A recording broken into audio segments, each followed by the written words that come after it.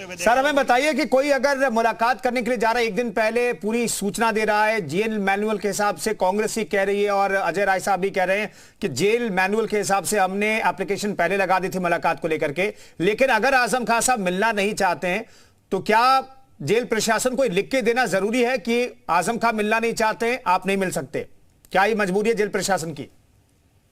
इसमें कानूनी प्रावधान ये है कि अगर कोई भी व्यक्ति जेल में बंद है, चाहे वो न्यायालय से सजा होने के कारण बंद है या पुलिस ने गिरफ्तार किया और न्यायालय ने अपनी न्यायिक अभिरक्षा में जेल में भेज दिया है, तो ऐसे व्यक्ति से जो जेल में बंद है उससे उसके मित्र, परिवार के लोग और शुभचिंतक मिल सकते हैं और उनकी मेल जो भी होगा, मुलाकात होगी, जेल विभाग के अधिकारी कर्मचारी कराएंगे, जेल मैनुअल के हिसाब से कराएंगे, उसमें उसकी व्यवस्था दी गई, जेल मैनुअल में इसकी व्यवस्था है। किंतु यदि कोई व्यक्ति जेल में बंद है और वह कोई मिलने वाला उससे मिलने का इच्छुक है, लेकिन जो जेल में व्यक्ति बंद है वह मिलना नहीं चाहता है, तो जेल विभाग के लोग जबरदस्ती उसको नहीं मिलाएंगे। एक प्रावधान यही है।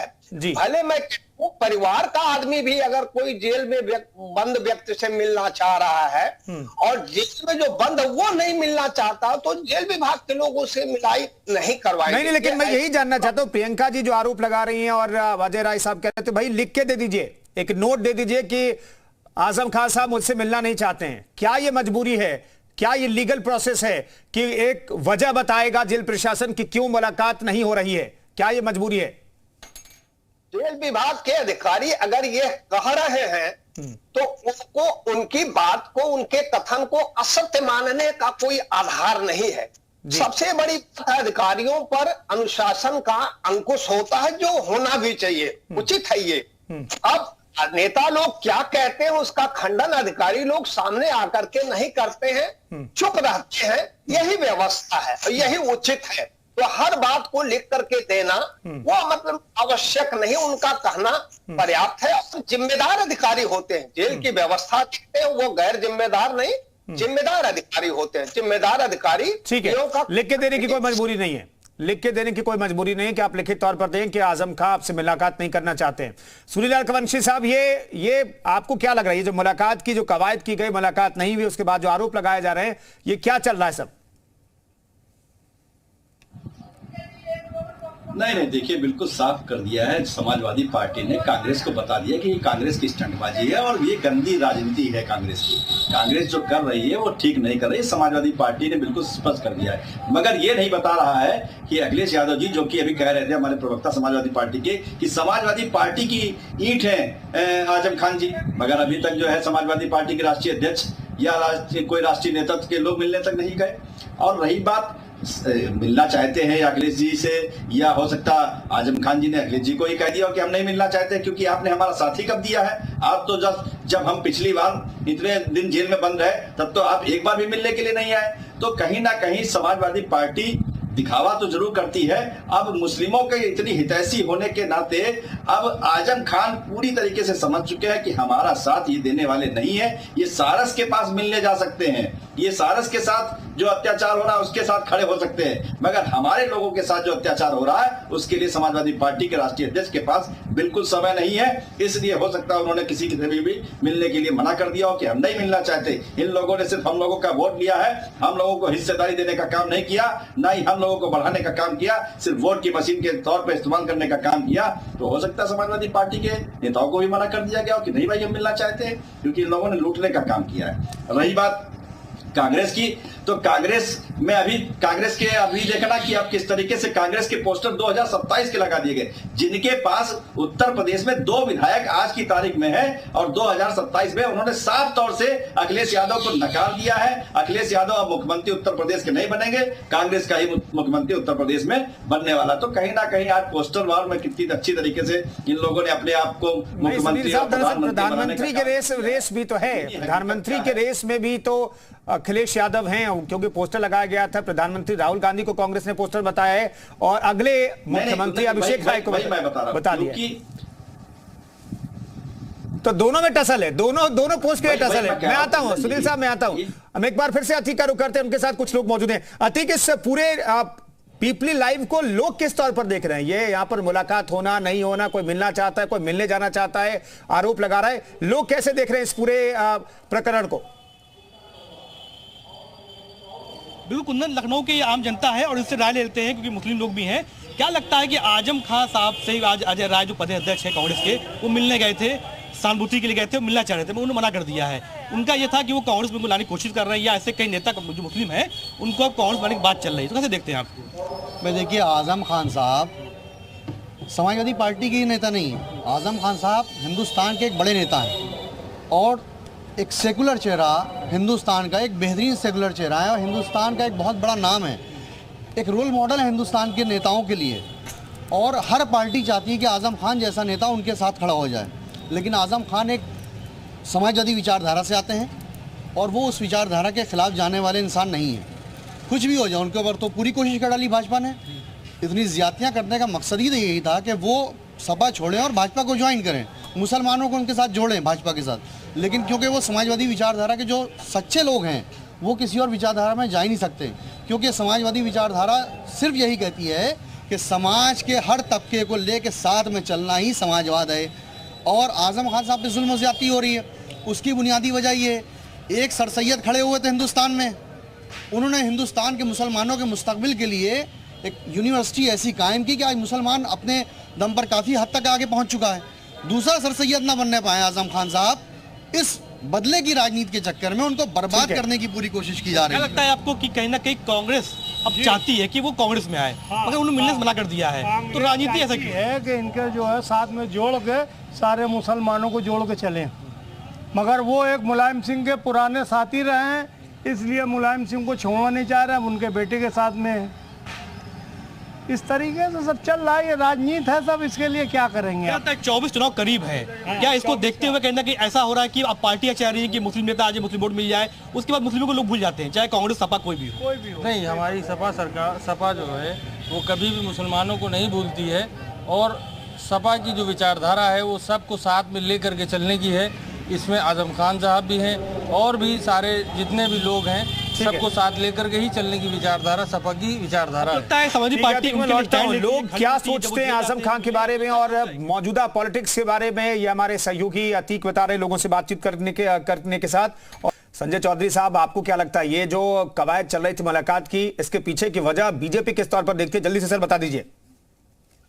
देखिए, मुझे तो लगता है कि ये जो गठबंधन बना है, इस गठबंधन में अंतर विरोध बढ़ रहे हैं, नेतृत्व है नहीं। मुझे लगता है कि इसी के लिए गठबंधन के साथी एक दूसरे के साथी के खिलाफ अभियान चला रहे हैं। वो हमें पोस्टर्स में भी दिखता है, वो हमें बैनर्स में भी दिखाई देता है, आपसी वाद विवाद में भी दिखाई देता है।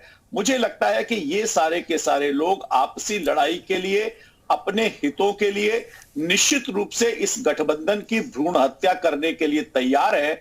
और इसीलिए चूंकि कोई नेतृत्व नहीं होता, जब कोई नेता नहीं होता गठबंधन का, तो उस गठबंधन की परिणति इसी के लिए हो रही है। और दूसरे, ये मुस्लिम वोटों का तुष्टीकरण है, इसीलिए केवल और केवल मुस्लिम वोटों की लड़ाई के लिए आपस में इस गठबंधन की भ्रूण हत्या करने के लिए सारे के सारे राजनेता एक दूसरे के ऊपर आरोप लगा रहे हैं। ये आपसी झगड़ा है, मुस्लिम वोटों का तुष्टीकरण है और आगे बढ़ते हुए देश को रोकने का प्रयास है। मुझे लगता है केवल मोदी को रोकने के लिए लोग ऐसा कर रहे हैं। इनके झगड़े का मूल तत्व यही है।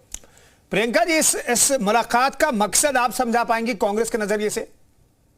देखिए, मैं तो मकसद बता चुकी हूँ। एक शुभचिंतक होने के नाते प्रदेश अध्यक्ष जी और गठबंधन के साथी होने के नाते प्रदेश अध्यक्ष जी वहां जाकर उनकी हाल खबर लेना चाहते थे, परंतु भारतीय जनता पार्टी के जो प्रवक्ता यहाँ बैठे हैं उन्होंने साफ कह दिया कि उन्होंने अभी बोला कि वो तुष्टीकरण और मुस्लिम की राजनीति के लिए गए, तो ये साफ जाहिर होता है कि वो और उनकी पार्टी किस नहीं, आप करें कुशल क्षेम लेने के लिए, हालचाल जानने के लिए, लेकिन कोई अब समाजवादी पार्टी का नेता पूछ रहा था, भाई पिछले बार 23 महीने जेल में रहे आजम खान साहब, तब कोई मिलने नहीं गया।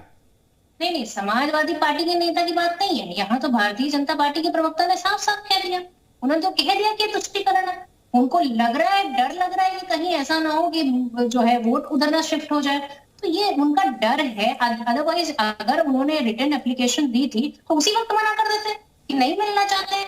जब वो वहां पहुंच गए, जब उन्होंने कहा कि आप हमें मिलने दीजिए, तब उन्होंने मना किया। सीधी बात यह है कि भारतीय जनता पार्टी अब सिर्फ खाना पूरी कर रही है और ये जाहिर करना चाहती है कि वो मिलना नहीं चाहते थे। नहीं प्रियंका जी दर्शक कंफ्यूज हो जा रहे हैं, दर्शक दरअसल कंफ्यूज हो जा रहे हैं। आप गठबंधन, इंडिया गठबंधन क्या आप अलायंस है जिसे लीड कर रहे हैं, उसका हिस्सा समाजवादी पार्टी है, उसके नेता से मुलाकात करने जाए, समाजवादी पार्टी कह रही है कि भाई वो मिलना नहीं चाहते थे, आप कह रहे हैं कि मिलना तो वो चाहते थे लेकिन मिलने नहीं दिया गया। किसकी बात मारी जनता? जनता पार्टी कह रही है मिलना नहीं चाहते, उनका प्रशासन कह रहा है मिलना नहीं चाहते। पर क्या अगर कुछ ऐसा है तो आज अभिषेक राय साहब भी यही कह रहे हैं, शायद अभिषेक राय साहब भी यही कह रहे हैं कि वो मिलना नहीं चाहते। तो यहाँ उनकी भारतीय जनता पार्टी की प्रवक्ता की मंशा साफ जाहिर हो। अभिषेक राय जी ठीक है, अभिषेक राय साहब कहिए। देखिए कुंदन भाई, हमने ये नहीं कहा कि, हमने बोला कि आजम खान साहब इतने दर्द में हैं वो किसी से नहीं मिलना चाहते। हमने बोला कि हमारे राष्ट्रीय अध्यक्ष जी से, आदरणीय शिवपाल यादव जी से उनकी वार्ता हुई है, अब्दुल्ला आजम साहब से भी वार्ता हुई है, और किस तरीके से उन्हें वो इतने कष्ट में हैं कि उन्होंने एक गरीबों के लिए यूनिवर्सिटी बना दी, इसके लिए जहाँ पे गरीब मजलूम पढ़ सकें। ये उनका जुल्म है। ये साहब, ये इस तानाशाह सरकार ने और भारतीय जनता के पार्टी के प्रवक्ता हमारे मित्र बड़े भाई हमारे संजय भाई, और उसको बड़े चौड़े होके बता रहे हैं। साहब कहते हैं ना, सत्ता का समय है, सत्ता का सुख भोग रहे हैं, और समय सबका बलवान होता है, और समय का चक्र किसी के साथ एकदम परमानेंट नहीं रहता। समय की पहिया घूमती है, चक्र घूमता है, और समय बताएगा कि किस तरीके का काम ये लोग कर रहे हैं, कि इस तरीके से अराजकता इस समय उत्तर प्रदेश में नहीं देश में तानाशाही चल रही है। हम लोग मोदी के खिलाफ नहीं है, हम लोग देश के उन्नति के काम करने के लिए। मोदी ने जी ने क्या किया? पुलवामा का अटैक हुआ, उसके बारे में आज तक ये लोग बता पाए कि कहां से 300 किलो RDX आया? जो जवान शहीद हुए उनके लिए उनके पास आज तक कोई स्टेटमेंट है? बेरोजगारी और महंगाई को करके ये सत्ता में आए थे, महंगाई को डायन करके ये सत्ता में आए थे, आज तक इनके पास उसका जवाब है? कोई जवाब नहीं। अभिषेक राय साहब, इसका मतलब ये थोड़ी है कि दो बर्थ सर्टिफिकेट बना करके आजम खान साहब अपने बेटे को चुनाव लड़ा देंगे एज से पहले। इसका मतलब ये नहीं, ठीक है बीजेपी ने जो किया नहीं किया वो अलग मसला है, लेकिन कानून के नजरिए से देखिए आजम खान साहब ने कानूनन तौर पर अब सिद्ध है कि कानूनन तौर पर उन्होंने गलती की जिसकी सजा मिली उन्हें। नहीं, ये भी तो बताइए कि आज कुंदन भाई मेरी बात कंप्लीट हो जाने दीजिए। जी अभिषेक, अगर किसी ने गलती करी है, हम उस गलती के लिए हम कोर्ट के दरवाजे खटखटाएंगे। बिल्कुल बिल्कुल। आप और मैं जज नहीं बैठ के बन सकते। नहीं। दूसरी बात मैं आपसे दूसरी बात मैं पूछना चाहता हूँ, मैं जनता की बात कर रहा हूँ, मैं जनता की बात उठा रहा हूँ यहाँ पे। जनता के सवालों पे तो ये जवाब नहीं देते। जब चुनाव आएगा राम मंदिर उठा देंगे, पुलवामा का अटैक उठा देंगे, इस तरीके की बातें करते हैं। आज हमारी जमीनें कब्जा हो रही हैं, उसके ऊपर कोई बात नहीं करेंगे। आप मुझे बताओ, माननीय प्रधानमंत्री जी से पूछो आप कि अपने अडानी मित्र को, और जो दो लोग भाग गए हैं देश से, वे हमारा पैसा लेके, टैक्स बेस का पैसा लेके, क्या कार्रवाई की उन्होंने आज तक? माननीय प्रधानमंत्री के पास कोई जवाब नहीं होगा। माननीय प्रधानमंत्री जी प्रेस कॉन्फ्रेंस में नहीं बैठते, कोई जवाब। अभिषेक राय साहब, मसला दरअसल कुछ और है। आप वरिष्ठ प्रवक्ता हैं, समाजवादी पार्टी के अच्छे प्रवक्ता हैं, बात कुछ और हो रही है और आप कहीं और ले जा रहे हैं, ठीक है।